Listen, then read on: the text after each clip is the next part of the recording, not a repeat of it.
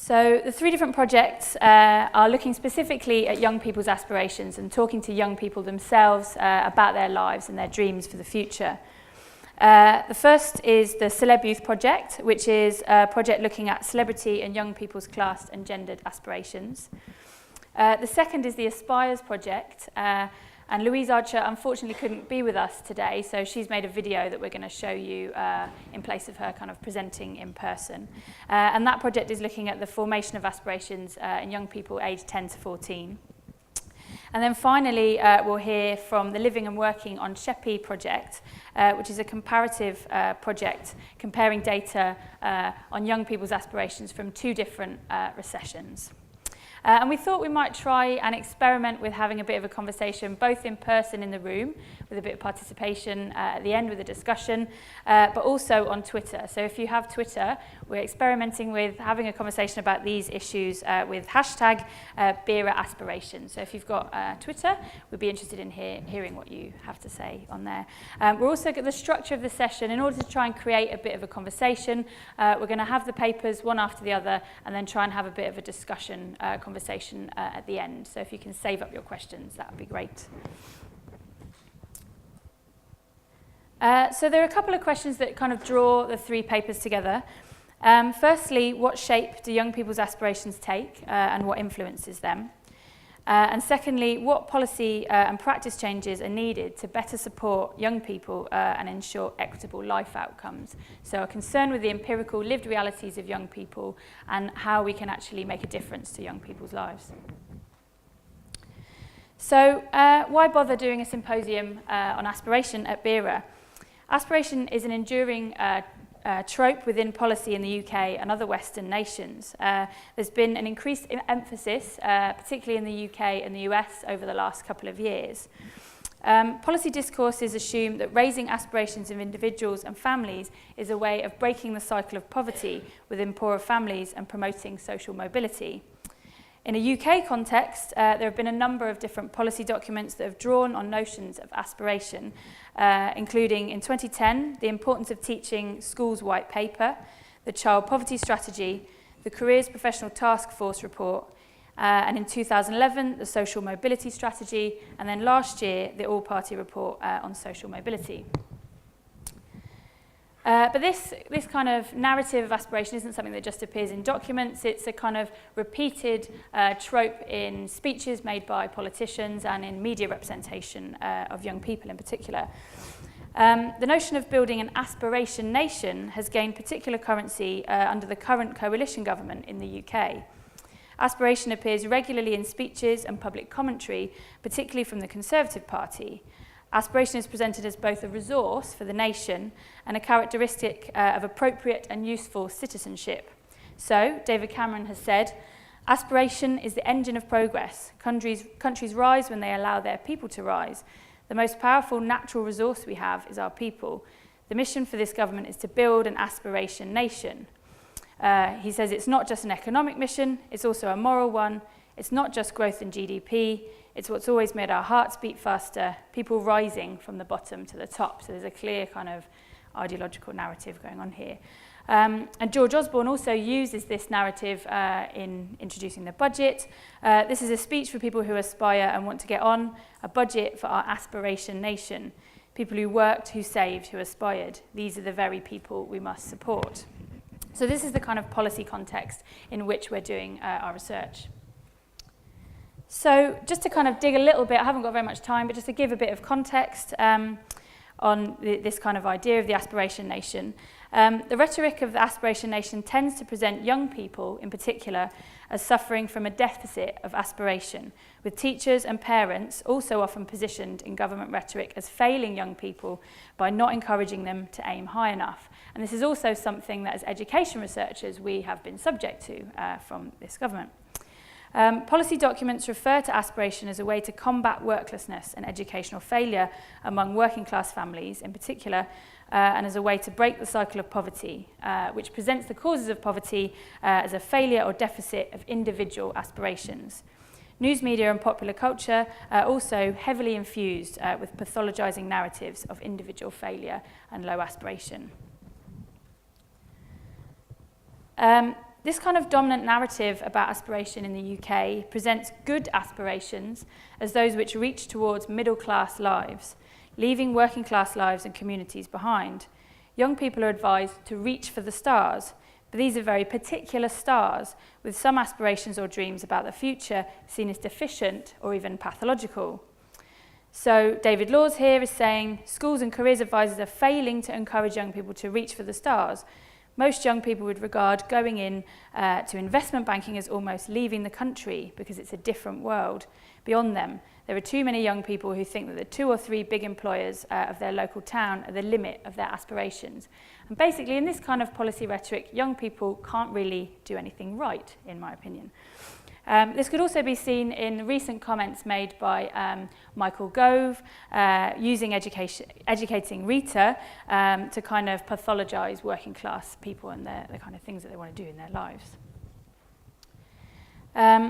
The policy concern with aspiration also includes a kind of widespread concern that too few young people are studying the sciences, particularly the physical sciences, post-16, with women and students from working class and some minority ethnic backgrounds notably underrepresented. And that's something that Louise's paper from the Aspires project will look at. The dominant policy discourse that I've been talking about presents an individualised model of career pathways as something which are a matter of choice and aspiration for young people. However, as McDowell notes here on the quote on the slide, structural constraints continue to exert an unequal impact on young people's lives. So, for example, this year, 20% of young people aged 16 to 24 are unemployed, and almost 500,000 are claiming job seekers allowance. So just to kind of bring together some of the themes of the papers and the context in which we're doing our research, we feel that young people's voices are often missing from mainstream political discourse about aspirations. Working class young people in particular are often positioned as suffering from a poverty of aspirations. There is a deficit model of many young people as lacking the right kind of aspirations. And this kind of individualistic model of aspiration obscures the role of power and structural inequalities in young people's career paths and in their imagined futures. So as a kind of answer to this, these papers draw on innovative qualitative and quantitative research with young people and importantly foregrounding their voices and the things that they say about their futures and what they imagine is possible in their future lives. So the paper that Kim and I are presenting is a joint paper with Laura. It's called Aspiration. It's called The X Factor Generation: Young People's Aspirations and Celebrity Culture. It features as a recurring symbol within political discussion for the so-called erosion of aspiration amongst young people. So if we go back to 2008, when New Labour was in power, we get Barbara Follett, who was culture minister, saying kids nowadays just want to be famous. If you ask little girls, they either want to be footballers' wives or win the X Factor. Fast forward to 2011, just after the riots/uprisings across England, Ian Duncan Smith from the Conservative Party said, X Factor culture fueled the UK riots. Kids are meant to believe their stepping stone to massive money is the X Factor. Luck's great, but most of life is hard work. We do not celebrate people who have made success out of serious hard work, as opposed to frivolous hard work. Most recently, about a few months, I think 3 months ago or so, David Cameron, he was in Monrovia and he compared the young people he was meeting there with those in Britain who just want to be pop stars and footballers. So what we want to do is to challenge those assumptions that are embedded in there, partly about celebrity, but also very much about young people, and to look at celebrity as a social practice, to bring celebrity back from the margins of the classroom, to examine how it mediates processes of self-construction. So we see celebrity talk as performative. And so a short way of putting that is talk about celebrity is much more than just talk about celebrity. And our approach to this comes from Imogen Tyler and Bruce Bennett's work, where celebrity is a discursive and disciplinary field where social distinctions are made. Relations, behaviours and people are given or denied value. So when people talk about celebrity, we're interested in who gets valued and why, and how the relationships between people are constructed, and very much how the relationships between the person speaking and other people are constructed. So here are our research questions, introduced by the lovely Tom Daly. What discourses of aspiration circulate in celebrity representations? How do young people use these discourses in constructing their aspirations? And how are the discourses of aspiration and celebrity and their uses classed and gendered? And so just a little bit more about the overarching project before we come to our focus. So here is Kate Middleton, the new mum, introducing our data collection. We've done data collection in 6 secondary schools in England, rural and urban locations, and we've tried to pick places which are reflective of local demographics. In each school overall we've done 24 group interviews, so that's 4 in each school, and that's with students aged between 14 and 17. We then followed that up with about 8 individual interviews in each school. That's 51 in total we've come up with. And alongside the data collection for young people, we've also done 12 celebrity case studies where we tracked celebrities like Kate and Tom over 6 months, having slightly weird relationships with them in the end. But we're not going to talk about that today. We're going to focus on emerging findings from the group interviews. So I'm going to outline the key findings and just begin to introduce them and hand over to Kim. So in contrast to the pronouncements from policy that we saw earlier, what pervades all of the talk from young people is a massive investment in hard work. You know, real kind of valuing of hard work and success through hard work and of happiness through hard work.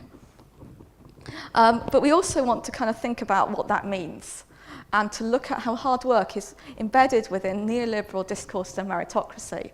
And so how celebrity talk is the key way in which those investments in the idea of a meritocracy are performed and negotiated, because in the discussions between young people. So we also want to look then at the ways in which the implications for social justice, and in particular the way what counts as hard work is gendered and classed. So it's read onto some bodies and forms of labour and not others. So we're not interested in whether something really is hard work. I think for me, I watch Big Brother. I think going in the Big Brother house would be really hard work, much more hard work than doing this. But for other people, it'd be the other way around. This is not, what we really care is not whether something is hard work, but what gets counted as hard work and what the effects of that is. And although we're going to look at how normative some of these judgments are, evaluations of hard work aren't fixed. They depend on how young people relate to hard work, and what they count as hard work depends where they're coming from, the investments they bring, the resources they bring, their own positions. So I'm just going to tell you a little bit about the investment in hard work and then hand over to Kim for the critique. So here's Dave, one of the young people we spoke to. He says, I think it can go 2 ways. You're either a celebrity who's earned what you have, or you're a celebrity who's got lucky. This is a very pervasive distinction within the data that we've got. You either deserve it or you don't deserve it. So Kim, who was doing this group interview, says, and so what? What do you, okay. So for those who've earned it, what they've got, what's that through, do you think? Is it talent or hard work? So Dave says it's talent. Talent, obviously. Like Usain Bolt, he has a lot of talent for running, but he also has to train that talent for, I think it's been 12 years that he's competed.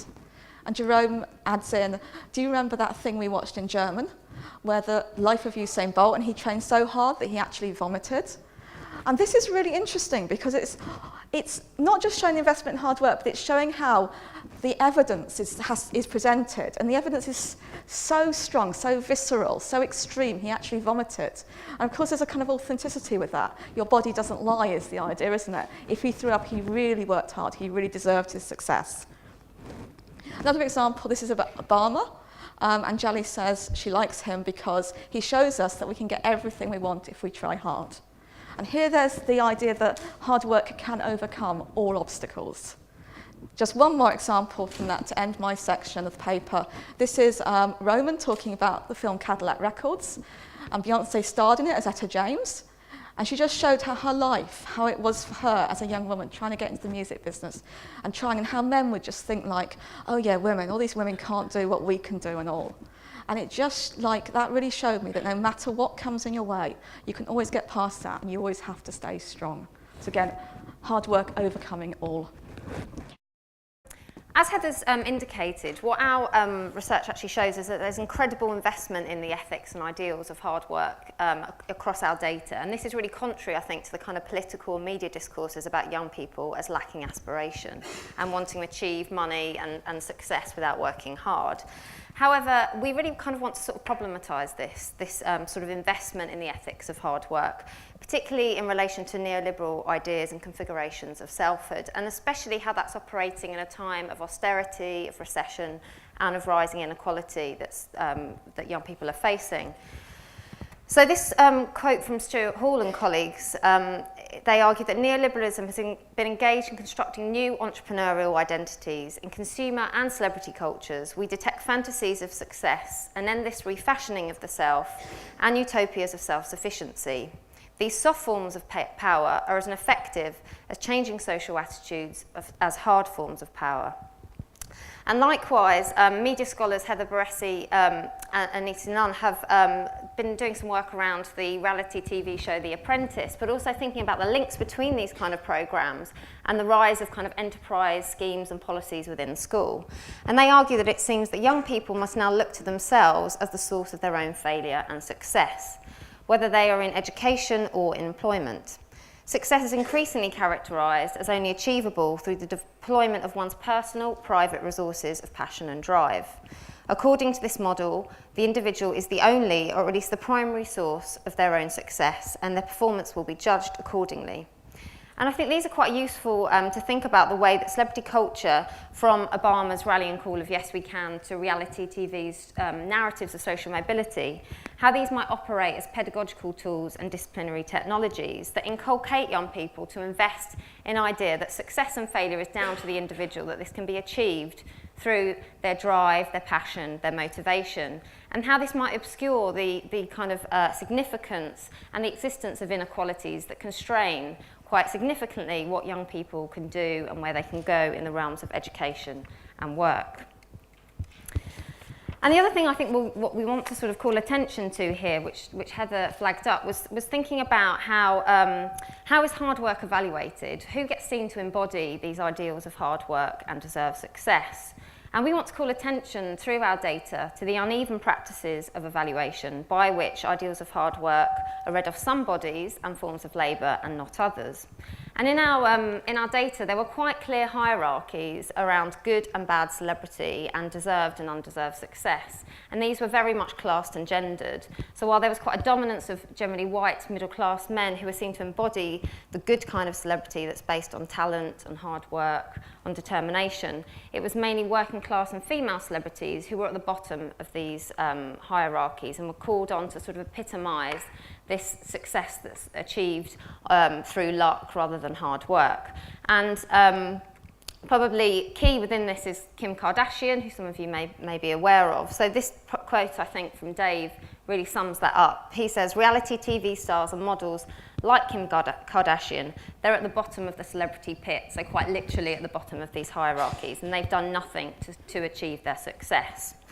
And similarly, we have Safi and Kirsty talking. Safi says, you know, Kim Kardashian, all she did was the sex tape and then she got famous. I think they appreciate it more when they've had to work for it. I don't like it when it's like they've not had to do anything to get that and they're going to take it for granted. And Kirsty says, yes, they've got to work for it. So again, we see this real investment in hard work. And our point is not to debate the relative merits of Bill Gates versus Kim Kardashian, but it's about thinking who gets seen to embody these ideals of hard work. And although there's quite a lot of mythology around Kim Kardashian and the sex tape, she also has a television career and a successful fashion empire, which is elided from these kind of discussions about her. And I think also, quite importantly, we want to think about the role of the female body, how this gets called up as evidence of a vessel for lots of anxieties around this perceived lack of aspiration. However, these kind of messages and dominant narratives around hard work and deserved success are not fixed, and they're subject to contestation. And quite useful here is the work of Beverly Skeggs and Helen Wood and their research around social class and reality TV. And they argue that popular cultural texts generate differently resourced reactions, characterised by contestation, ambivalence, resistance. Our judgments, our ways of viewing and using celebrity culture, depend on the forms of connection between text and viewer, and how these thread back to their own narratives, social positions, investments, and the capitals that they bring. And in our research, young people's evaluations of hard work and success were shaped by their own class and gendered positions, leading to a struggle over value. And to sort of illuminate this, this is a discussion between a group of working class Year 12 pupils about the glamour model reality TV star Katie Price, who you may very well know of.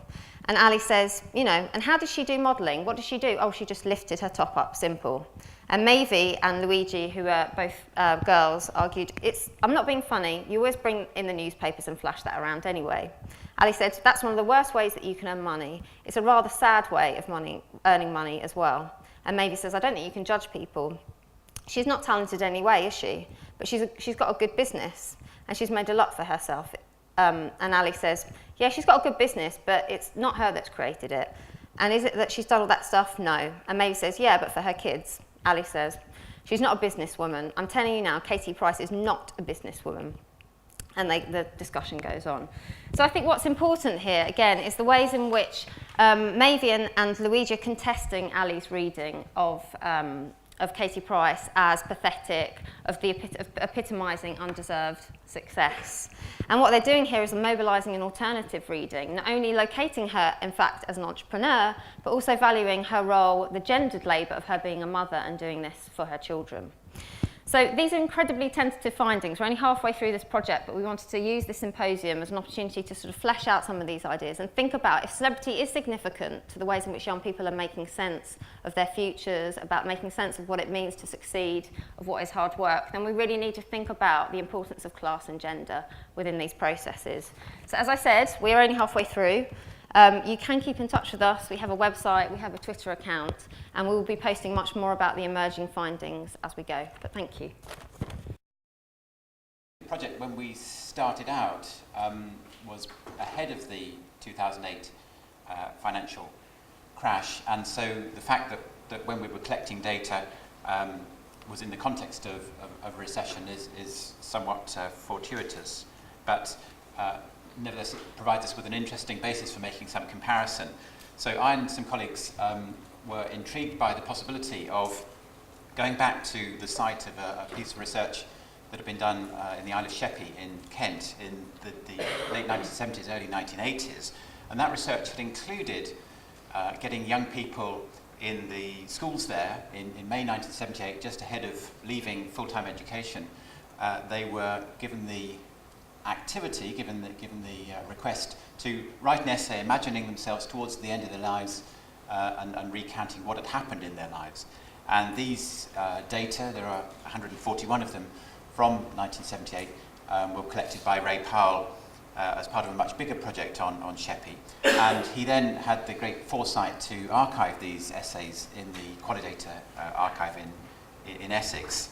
And we as a project thought we would go back and look at those essays again and also collect some broadly comparable data. It couldn't be absolutely comparable because of changes in various arrangements in the interim, in particular, you know, what it meant to be 16 and the whole shift in terms of trajectories from school to work. But nevertheless, that was our ambition. So by the time we were funded, we were in a position to make more of a comparison than we had anticipated being able to do when we were putting in the application.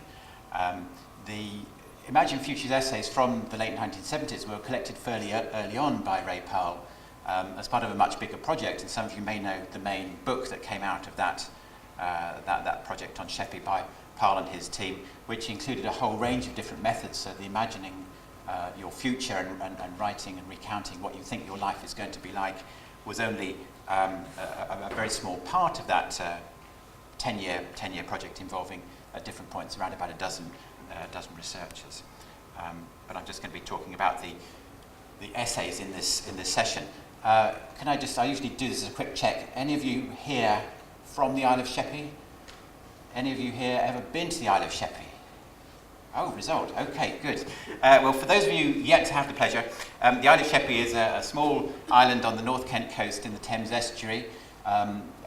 Boris Johnson is quite keen on it as the site of a new London airport, which is a bad idea for a number of reasons, not least that there's a World War II warship full of munitions off the coast of Sheppey, which, if it exploded, would make quite a mess. But anyway, Sheppey is there in relation to where we are here. It's helpfully got Brighton on the map here, and then there's a map, bigger scale map of Sheppey And Sheppey is, in contrast to the other talks we've heard about, we can make no claims to the young people that we're researching with their being in any way representative. This is an unusual place in a number of respects. It's an island, there's a very strong island identity.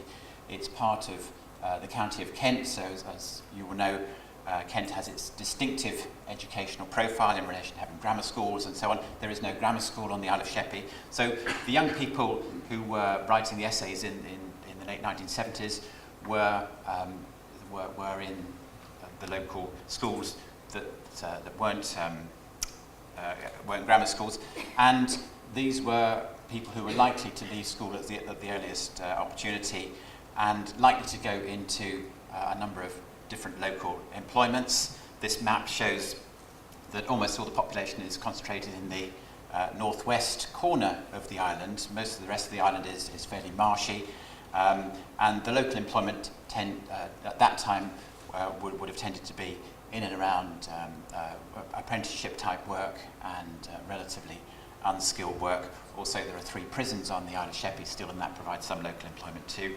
Those people who put their hands up may have been to Sheppey for holidays, because it also has a history as a holiday destination, although it's rather lost out to the Mediterranean in recent decades. So just a bit about Sheppey and how it's not typical in a whole range of ways. It's, as I say, in the county of Kent, but it has high levels of deprivation, and in many ways is still suffering from the closure of what was previously the large employer, the Royal Naval Dockyard, which closed in 1960, but was the ramifications that are still working their way through. It is now a commercial port, but that's a relatively small employer, and it has a predominantly white working class population, but it does have high levels of owner occupation, and it has had a long history of relatively low educational attainment, and it's amongst the Sheerness wards in particular, amongst the most deprived wards in the UK, with a lower life expectancy. So it's in no way typical, but it's nevertheless an interesting place to study. And the 1978 essays were published in an article in the sadly now defunct journal New Society, in a short article. But we felt that we could go back and look at those essays in more detail, and this was my first serious venture into working with archive material, and I fell in love with working with these materials, many of which are handwritten with the young people's names on, and we have tried to make contact with those people who were 16 in 1978. As yet we've had no success in making contact with them, but it would be fascinating to meet up with these people who'd be slightly younger than I am now, and talk to them about their essay writing. But we've been a bit reluctant to go and knock on their doors for various reasons, including ethical ones, and say, I don't know if you remember, but in 1978, someone who we think lives in this house wrote an essay about their imagined future. Could we talk to them if they're in? But other people with similar archive material have actually successfully traced people and found them quite happy to talk about how their lives have turned out relative to how they expected them to.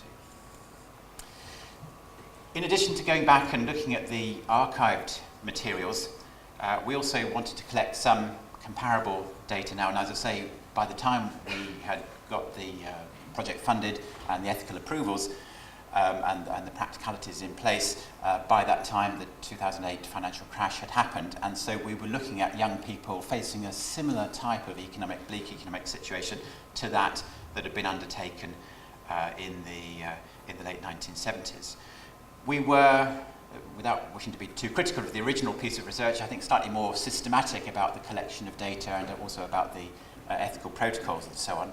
And that's one of the ways in which the research context has changed. But we followed as far as we could a similar instruction, encouraging young people to imagine themselves towards the end of their life, looking back and say what has happened to you in your life. As I say, it's not a directly comparable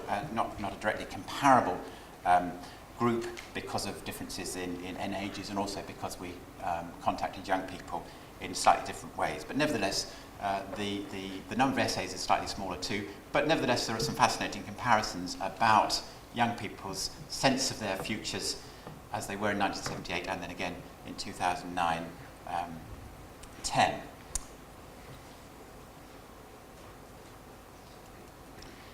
One of the publications we brought out came out in this publication, Sociology Review, and the editors of this journal decided to put this picture of Lady Gaga on the cover because we had talked about the way in which in 2009-10 one big change was the greater frequency with which the young people's Imagine Futures essays included celebrity.